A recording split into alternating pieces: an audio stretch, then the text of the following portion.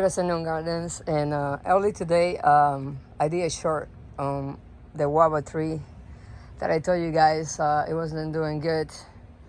And as you can tell, I just literally dig it up.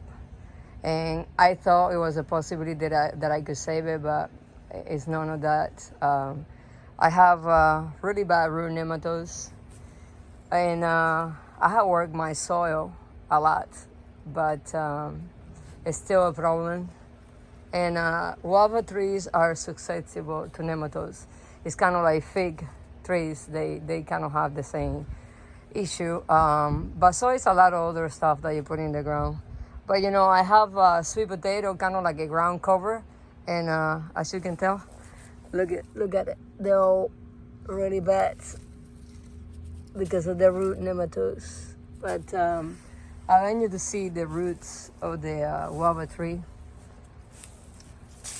They're completely destroyed by the root nematodes. That's all the roots. I pull most of them out, and it's just completely, you see it? Really bad. And very sad because this was a Thai guava tree, and we really enjoyed the guava. And the first year that I put it in the ground was 2021, and last year it gave us a lot of guavas, and then it started doing bad, and this year gave us one guava, that's it. And then the tree was doing really it was just doing really bad. Like you can see the leaf wouldn't grow, some of the branches were dying, but as you can tell, the root system was completely destroyed. So there you have it. If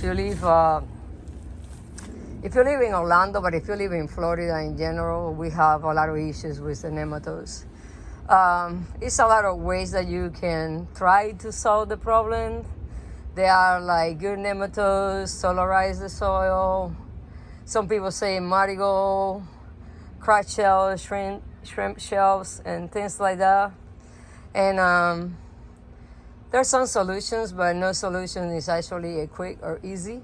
So if you're having this issue, the biggest thing that I would recommend is just amend your soil with a lot of compost and organic matter.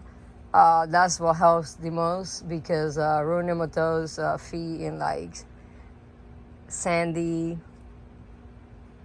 not fertile soil. So that would be some of the solutions. I can actually plant my Malika tree, like I told you guys, and I'm probably gonna do a separate video for that. But I want to show you guys right quick. That's what I dig, and as you can see, I don't dig deep because I'm gonna plant it higher the ground, because I told you guys my patio here gets flooded every time that it rains a lot, or it's a hurricane or something. So I want to make sure I give this mango tree a better chance. And I'm not gonna amend the whole, like I told you guys, you don't ever want to do that when you plant a fruit tree if you live here in Florida. Other places is different, but here in Florida you really don't want that. Sorry about my shadow again. The sun is just not acting on my favor. But you see, that's all I'm gonna do. That's all I'm gonna dig. No more than that. And I'm gonna plant it closer this way. And as like I say, I will not amend the hole that I'm gonna plant it, but I'm gonna amend around, and probably I'm gonna top the tree with some compost, just to give it a better chance. I don't think it's gonna be a problem for mangoes. I don't think mangoes get affected by the root nematodes as much as other fruit trees does, but you never know. So thank you very much for watching, and I always appreciate your time. I don't want to do a really long video about this, but there you have it. that was my guava tree that I gonna just cut it and put it in the trash, because there's no way that I can save a tree that is far gone. By now, I'm a little out of breath, so sorry about that, but always go out there and be on top of your garden.